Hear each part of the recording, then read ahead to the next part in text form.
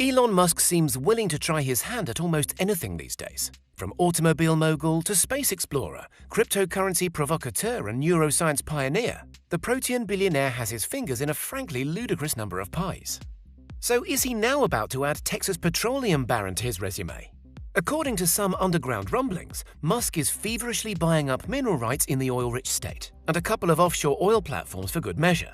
So join us today as we doff our 10-gallon hat and ask, why is SpaceX interested in natural gas? Suspicions around Musk's subterranean shenanigans were first aroused after a curious legal challenge brought before the Railroad Commission of Texas last month. The Railroad Commission, which is confusingly named as it hasn't had anything to do with railways for decades, is highly influential in granting drilling rights across the state. Anyway, a company called Dallas Petroleum Group has filed a complaint with the commission, disputing a trespass order issued against it by so-called Lone Star Mineral Development LLC on an 806-acre site near SpaceX's Boca Chica Starship development facility on the Gulf Coast of the state. Lone Star Mineral Development LLC is, it turns out, a subsidiary of SpaceX, spun out from Elon Musk's rocket company in July 2020. Lone Star's argument to the commission, in response to Dallas Petroleum's complaint, is that it bought the land and oil rights fair and square from Houston-based Sanchez Energy, a troubled and one-time bankrupt outfit later renamed Mesquite Energy Inc. Despite Lone Star's claim on the land, Dallas Petroleum Group's CEO Matt Williams says he still has viable wells on the site that are his company's rightful property, not to mention equipment with Dallas Petroleum signage on.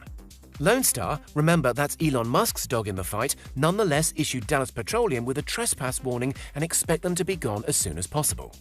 However it plays out, likely in Musk's favor, it's worth speculating if the creation of Lone Star suggests the Tesla CEO is about to inexplicably join the ranks of America's drill baby drill petrochemical prospectors.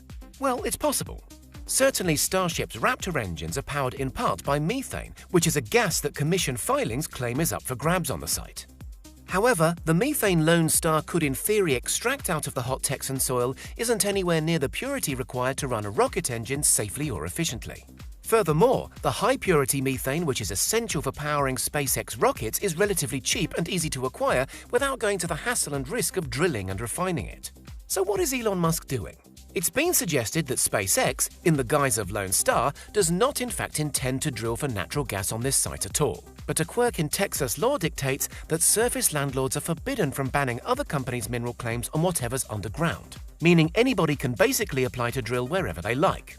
As a consequence of this, Lone Star are fighting to secure the mineral rights not because they want them per se, but because they want to prevent others from staging disruptive drills here.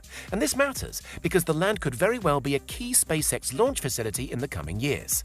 And besides, of the 3 wells on the disputed land, one is reportedly a useless dry hole, another is said to be uneconomical, and the third was already plugged after supposedly outliving its usefulness.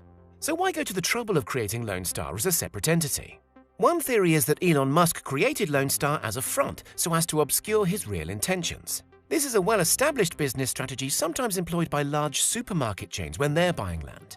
Imagine if a realtor suspects that, say, Walmart is interested in buying a plot of land. That realtor knows they practically have a license to price gouge because the client can so obviously afford it. Unless Walmart cannily creates an innocuous-sounding shell company, that is.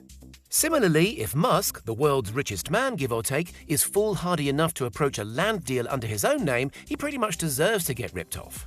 Indeed, for some time now, SpaceX has been using the name Dogleg Park LLC as a vehicle to buy up land and property around Boca Chica. It might not be pretty, but it is sound business practice. But wait a minute, didn't Elon Musk also just purchase 2 offshore oil rigs? Indeed, public records show that drilling giant Valaris sold 2 such rigs for a cool $3.5 million apiece to Lone Star Mineral Development back in July, registered in the name of SpaceX Chief Financial Officer Brett Johnson. Eagle-eyed SpaceX nerd and photographer Jack Bayer snapped the rigs being fitted with nameplates and suitably celestial Phobos and Deimos after the moons of Mars. Far more poetic than their old names, ENSCO 8500 and ENSCO 8501 at any rate. If further confirmation were needed, SpaceX recently posted job listings for electricians, asking specifically that candidates are able to install enhancements and major upgrades to offshore vessel electrical systems. It seems excitingly that instead of drilling, the platforms will be refitted to serve as floating spaceports. Elon Musk was happy to clarify on Twitter in typically grandstanding tones.